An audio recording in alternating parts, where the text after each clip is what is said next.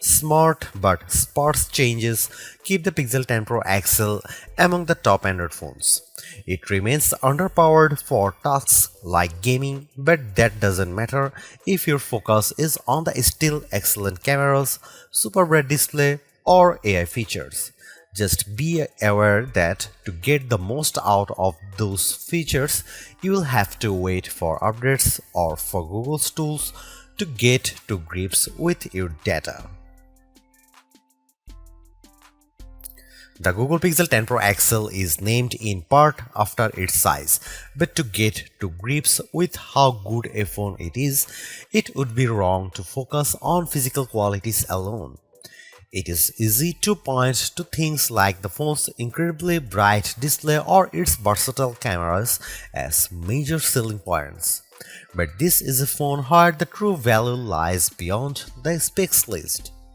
There are, in typical Google fashion, lots of AI features to play around with, features with a wide range of applications and utility.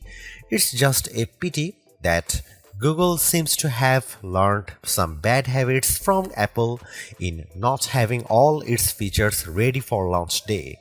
Plus, Google flagship phones' inherent weakness in terms of power remains, even if battery life has improved. As the final big Android phone launch expect this year, I have been testing the Pixel 10 Pro XL against its main competition and also the latest iPhone just in case you are considering switching to or from an Apple phone. It's resulted in some of the most interesting phone comparisons of 2025 and I am thrilled to be able to take you through them. Pre-orders are up for the Pixel 10 Pro XL and its siblings until retail launch day August 28. If and when you decide to buy the Pixel 10 Pro XL, it will cost $1199. That's technically more expensive than the Pixel 9 Pro XL from last year, but what's actually happened is that Pixel dropped the 128GB model. It's a shame that you can't get a cheaper extra large Pixel now, but it's not strictly a price hike. If storage matters to you, you can spec 512GB or 1TB for $1,319 and $1,549 respectively. But increasing the storage locks off certain color options. Only Obsidian Black offers all three options, while Jade Green is only available in the basic 256GB. There are no big changes from last year in terms of overall shape or materials. Google is still using matte textured toughened glass on the back, Gorilla Glass Victus 2 on the front and shiny aluminum sides holding them together. There is still a reliable IP68 dust and water resistance rating too. There are alterations to be found if you look closer. Google made the phone's rear G logo metallic, slimmed and bezel around the rear camera bar, moved the SIM card tray to the top of the phone and added a second speaker opening to the bottom. But the only real difference is the overall width. The size change results in a larger display and a total weight that's about 5% heavier than the Pixel 9 Pro XL. That gives the Pixel 10 Pro XL the status of the heaviest of the main flagship phones on sale today, although only by a few fractions of an ounce. One other changes that applies only in US Pixel 10s is the removal of physical SIM support. It's eSIM only for American customers, while the rest of the world can still plug in their nano SIM card. Your four color choices for the Pixel 10 Pro XL are Moonstone Blue Gray, Jade Green, Porcelain White or Obsidian Black. It's a reasonable amount of choice, but the Pixel 10 base model has the most eye-catching hues in the family. The 6.8-inch 120Hz refresh rate adaptive display on the Pixel 10 Pro XL is slightly larger than the Pixel 9 Pro XLs, but still a little smaller than the equivalent Samsung or Apple models. But the size difference is offset by the Super Actua screen's incredible brightness. Google Pixel 10 Pro XL can reach 2555 peak brightness, where Samsung Galaxy S25 Ultra can reach 1860. And iPhone 16 Pro Max can reach 1553. The results above show just how intense the screen brightness on the Pixel 10 Pro XL can be, even compared to last year's Pixel 9 Pro XL. The Galaxy S25 Ultra does have the advantage of an anti-glare layer in its display, which helps deal with strong single sources of light, but in generally bright environments, and you have an easier time looking at the pixel's screen. Looking to the other results, we see the Pixel 10 Pro XL lags behind the S25 Ultra in terms of color gamut coverage and also color accuracy. In the default vivid color profile, the potential buyers needn't worry too much about that. The Pixel 10 Pro XL is still a great device for watching video or browsing photos on.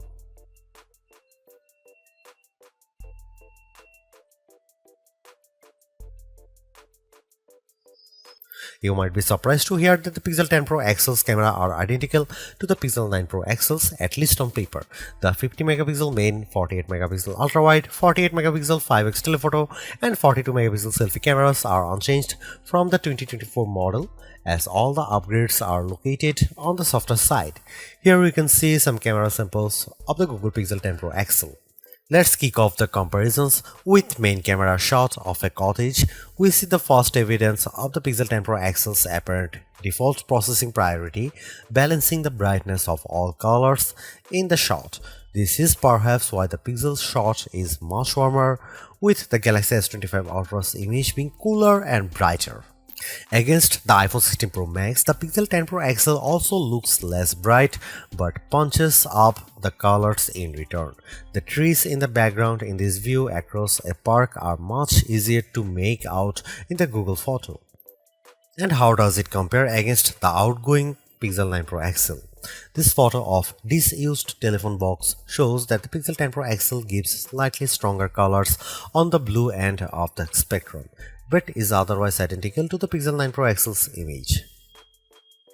In the night mode, with our subject being mini bottle of Henderson's relish, we see the Pixel 10 Pro XL struggle to capture the light compared to the Galaxy S25 Ultra, but the Pixel does have less of a red color caused by the curtains in the room than the S25 Ultra, which could be an advantage in some cases.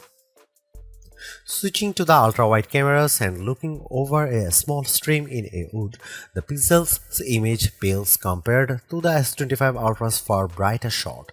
This is likely as a result of the Pixel's relatively small sensor not capturing as much light and the post-processing not being able to do enough to compensate.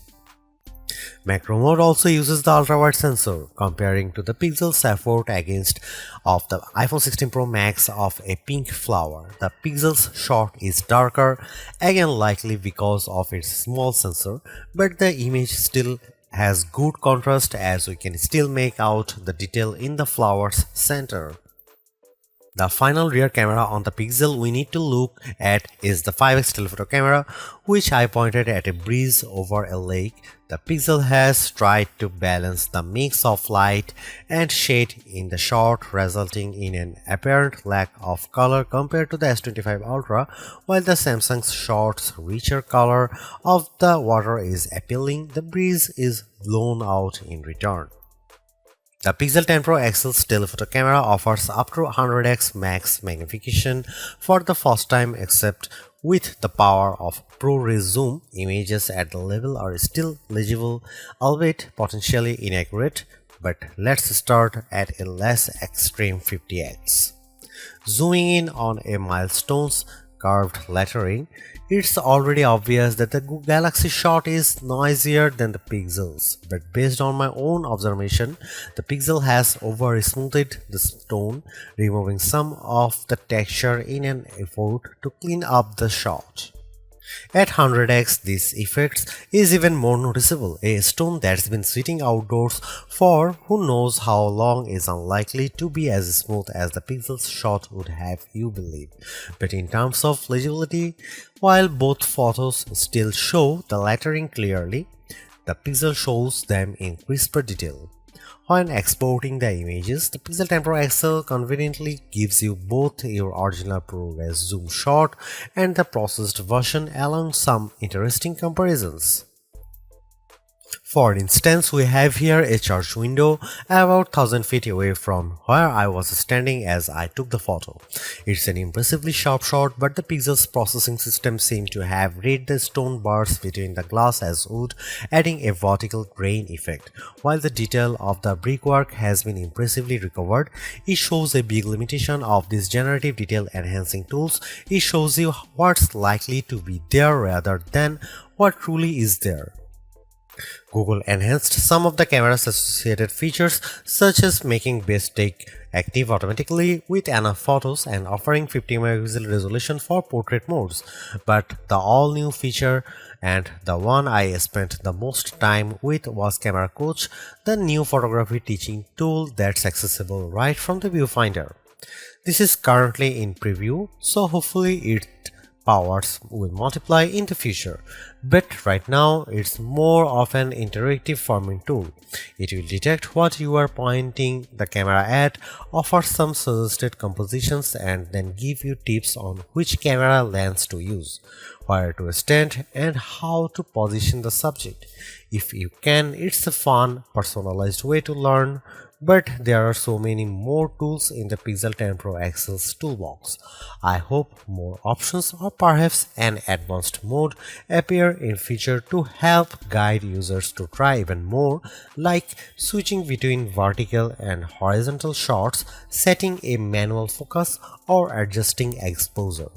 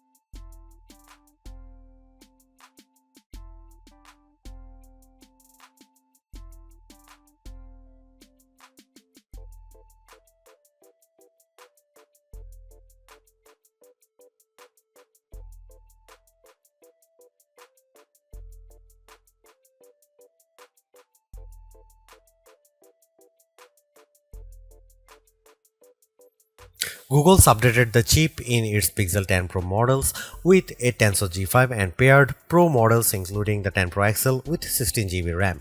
Considering that previous Tensor-powered Pixels have lagged behind in performance, we were curious to see how this update changes things.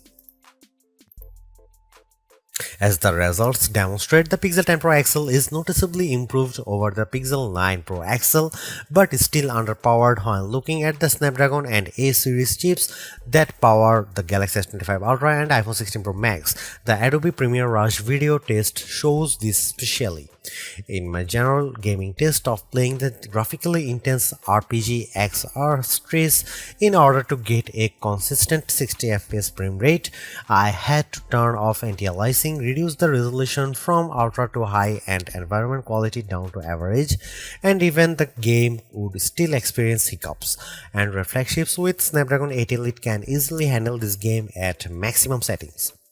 Now that the 128GB Pixel Pro XL model has been discontinued, the Pixel 10 Pro XL starts with 256 GB storage with the option to up that to 512 GB or 1 TB storage. This should be speedy storage to load and unload thanks to Google using the UFS 4.0 memory standard with 512 GB or 1 TB of storage on a US model. You also get zoned UFS, a feature that supposedly organizes data within your device's storage to improve its efficiency, speed, and the device's lifespan. We are not sure why this is limited to only a 2 out of 3 storage options and only to American customers, but it sounds like a bonus worth having. Google's made a few but effective upgrades to the Pixel 10 Pro XL. It's a masterclass in efficiency, changing and improving just enough to stay amongst the top of the pack in the most areas. The display's brightness is unmatched and the camera's ultrawide perhaps aside offer a balanced, natural look that I can see a lot of people liking. It's unfortunate that the Pixel 10 series is still the lowest powered of the flagship phones on sale today and lags behind its main rivals on battery efficiency. Hopefully, access to Google's latest AI tools makes up for that for anyone who decides to take the plunge, although perhaps give it a couple of months if this is your primary reason. Hopefully, by then the seemingly incomplete Magic Q and the preview version of the camera coach will have been made whole. The Galaxy S25 Ultra may still be a better pick for you if you want more power and power efficiency from your phone. The Pixel 10 Pro may also be a better fit than the XL, considering you only sacrifice display size and battery life for a cheaper phone that's otherwise just as capable as its larger sibling.